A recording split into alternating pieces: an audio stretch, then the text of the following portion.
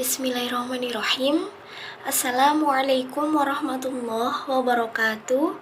Perkenalkan, nama saya Winda Mir'atul Maslahah, mahasiswi Institut Agama Islam Negeri Kediri, Fakultas Usuluddin dan Dakwah, Program Studi Ilmu Al-Quran dan Tafsir semester 1C.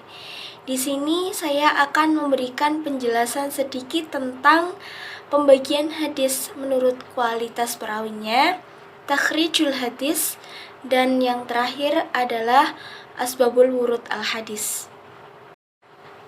Oke, materi yang pertama adalah pembagian hadis menurut kualitas perawinya. Pada garis besarnya, hadis-hadis ahad dari sudut kualitasnya terbagi menjadi dua, yaitu hadis ahad yang maqbul dan hadis ahad yang mardud. Untuk lebih jelasnya, pengertian kedua hadis tersebut akan diuraikan di bawah ini. Yang pertama, hadis ahad yang maqbul.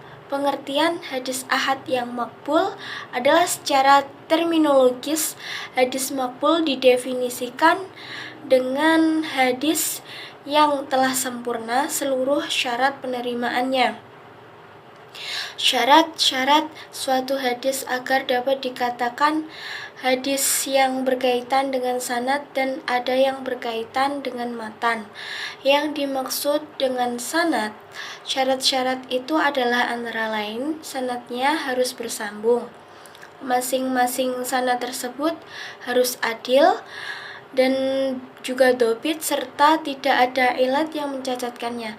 Sedangkan syarat yang berkaitan dengan matan, maka tidak boleh ada kejanggalan atau syudzuz dalam matannya. Jika boleh ada kejanggalan pada suatu hadis terpenuhi syarat-syarat di atas, maka hadis tersebut oleh para ulama disebut sahih atau sekurang-kurangnya hasan, yang berarti dapat diterima kehujahannya.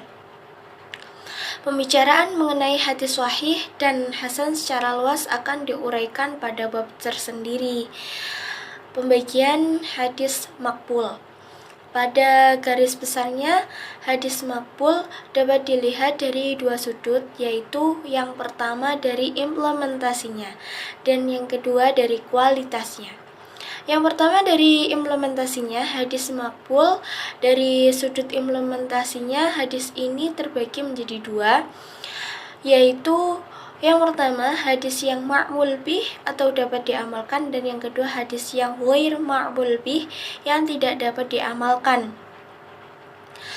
Atau yang kedua, sudut rutbah hadis maqbul dari sudut rutbah atau urutan kualitasnya juga terbagi menjadi dua, yaitu hadis sahih dan hadis hasan.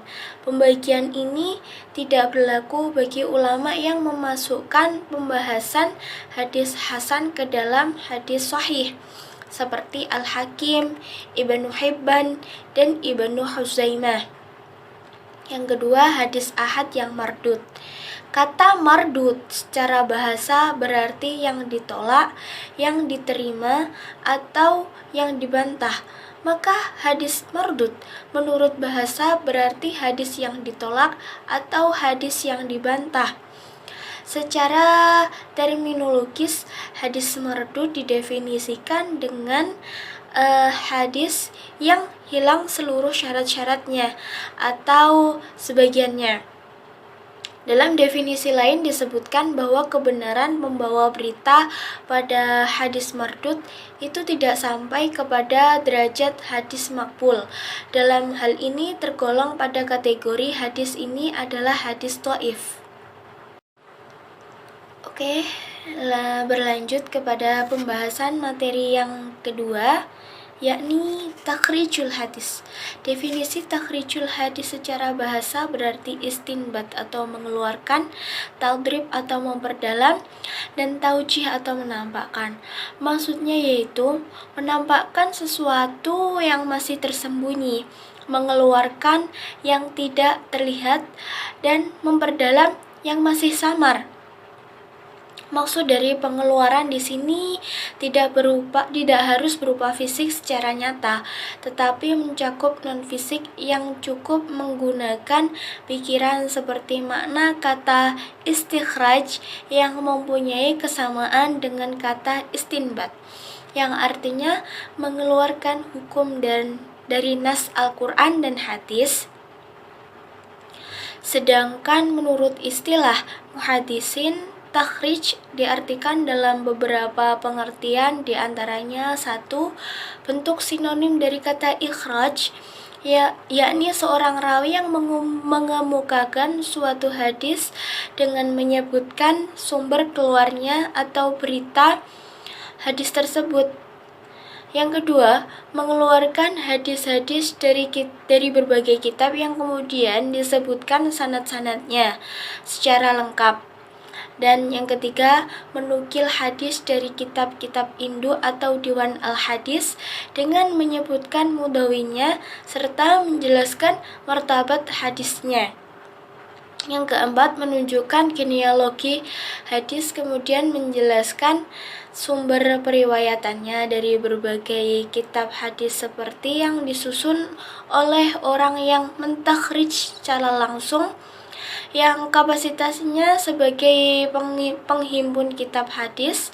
Dan juga yang kelima, menunjukkan letak hadis pada kitab sumber yang asli, yakni kitab yang menyebutkan sanad dan matan hadis tersebut.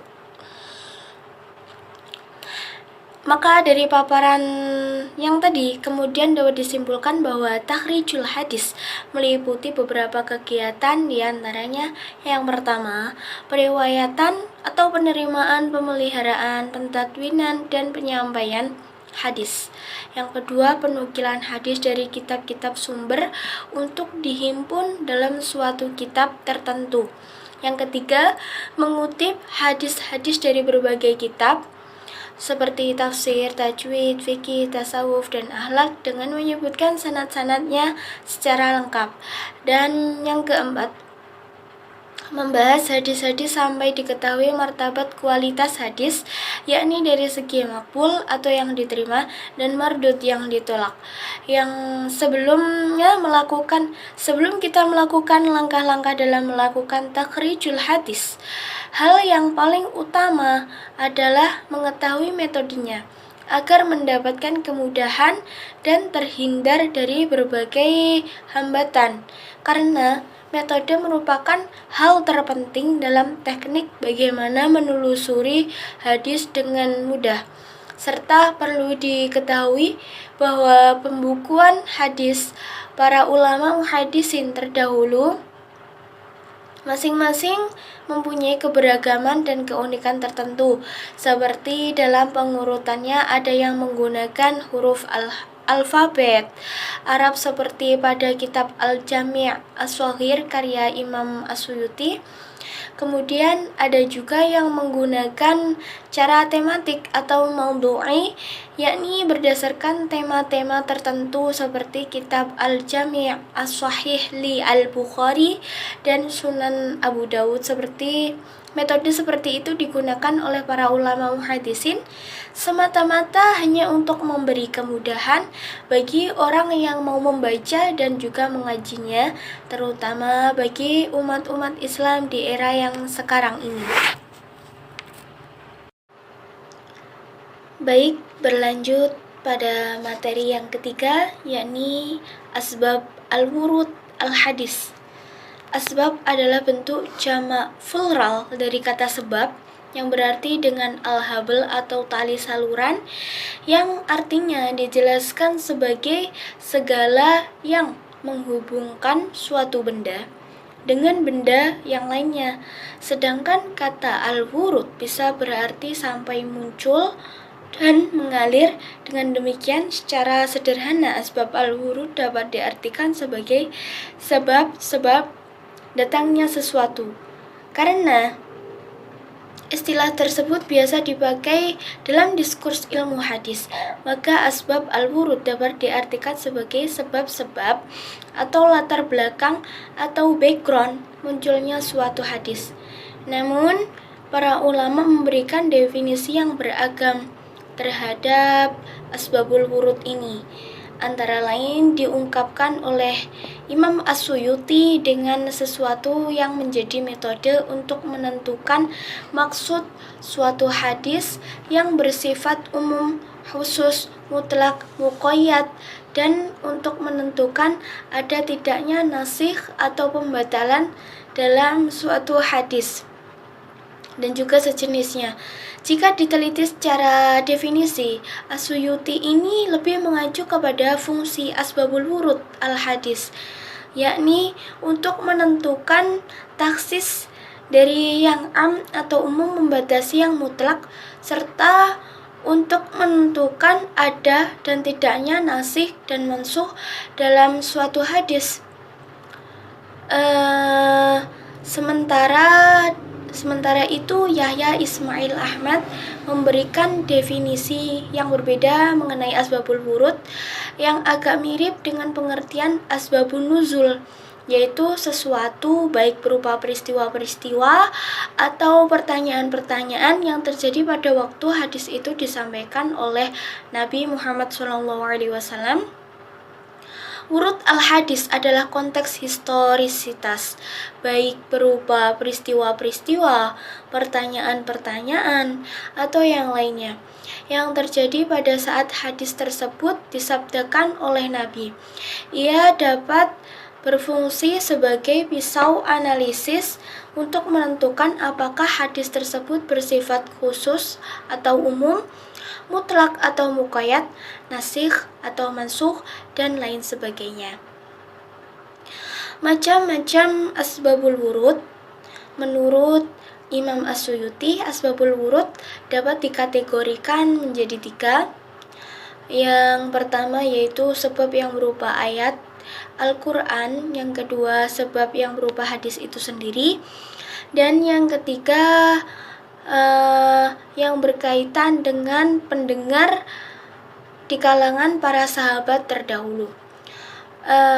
Berikut adalah penjelasan satu persatu mengenai ketiga macam tersebut. Yang pertama, sebab yang berupa ayat Al-Quran. Maksudnya ayat Al-Quran itu menjadi penyebab Nabi mengeluarkan sabdanya. Dan yang kedua, sebab yang berupa hadis. Maksudnya pada waktu itu terdapat suatu hadis, namun sebagian sahabat merasa kesulitan memahami hadis tersebut. Kemudian muncullah hadis lain yang memberikan penjelasan terhadap hadis tersebut. Yang ketiga, sebab yang berupa keterkaitan yang berkaitan dengan para pendengar di kalangan para sahabat. Urgensi asbabul wurud al-hadis mempunyai peranan yang sangat penting dalam rangka memahami suatu hadis. Sebab biasanya hadis yang disampaikan oleh Nabi bersifat kasuistik, kultural, bahkan temporal. Oleh karenanya memperhatikan konteks historisitas munculnya hadis sangat penting, karena paling tidak akan menghindarkan kesalahpahaman dalam penangkapan maksud suatu hadis, sehingga tidak terjebak pada teksnya saja, sementara konteksnya terabaikan atau ditepikan sama sekali. Pemahaman hadis yang mengabaikan peranan asbabul wurud akan cenderung bersifat kaku, literalis, scriptural, bahkan kadang kurang akomodatif terhadap perkembangan zaman. Dengan demikian, asbab al-wurud memiliki urgensi, antara lain adalah untuk yang pertama, mempermudah memahami hadis-hadis, khususnya yang tampak bertentangan satu sama lain. Yang kedua, membatasi pengertian hadis yang masih mutlak. Yang ketiga, mentafsil atau memperinci hadis yang masih bersifat global. Dan yang keempat, menentukan ada atau tidaknya nasikh mansukh dalam suatu hadis. Dan yang kelima, menjelaskan ilat atau sebab-sebab ditetapkannya suatu hukum. Dan yang keenam, menjelaskan maksud suatu hadis yang masih muskil atau sulit dipahami. Dan yang ketujuh, memahami adanya hadis yang bersifat umum. Dan yang kedelapan, mengetahui hikmah disyariatkannya suatu hukum. Dan sekian, terima kasih penjelasan dari saya. Apabila ada kurang lebihnya, mohon maaf yang sebesar-besarnya. Wabillahi taufiq wal hidayah. Wassalamualaikum warahmatullahi wabarakatuh. على الله توكلت أنا وبسم الله بدأت هنا وبالصلاة على المحبوب يحن القلب